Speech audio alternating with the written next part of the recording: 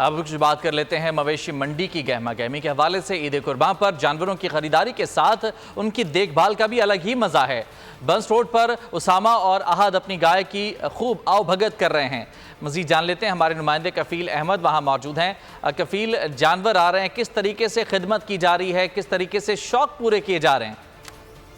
कमोबेश यहाँ 8 से तकरीबन ये कि 15 गाय यहाँ मौजूद है। एक से एक खूबसूरत जानवर यहाँ मौजूद है और उसामा भी अपने जानवर की इस वक्त जो है वो देखभाल में लगे। उसामा, थोड़ा सा अगर आप खड़े हो जाएं, मैं बताएं कि किस तरह कर रहे हैं। इतने खूबसूरत जानवर रखे हुए हैं, कीमत क्या थी, क्या कहेंगे कि 6 दिन बाकी रह गए? जी, कल तो मंडी बहुत तेज़ थी, कल हम इतवार का दिन था तो इसलिए ख़रीदार भी बहुत कम थे वहाँ पे। नॉर्दर्न बाईपास से लेके आए ये मंडी। कैसा लगता है जानवर को जो है वो देखभाल करना, उसे खिलाना पिलाना है, मतलब अल्लाह की राह में, और ये सारी चीज़ें? यही कोई 6-7 दिन होते हैं जिसमें जानवर की खिदमत कर सकते हैं। रात में देर तक इनको रह के घूमना, इनको खाना खिलाना, फिर सुबह दोबारा से उठ के अपनी नींद ख़राब करके और इनके लिए चारा बनाना बहुत अच्छा लगता है। और यहाँ जो इनकी देखभाल करने वाले अफराद हैं वो तमाम यही कह रहे हैं कि इस वक्त जो है वो उनकी ये ख्वाहिश होती है किस तरह इस जानवर को जो है वो उनकी देखभाल की जाए, चारा हो, पानी हो और उनको घुमाना फिराना। बहुत शुक्रिया और कफील अहमद, आगाह कर रहे थे।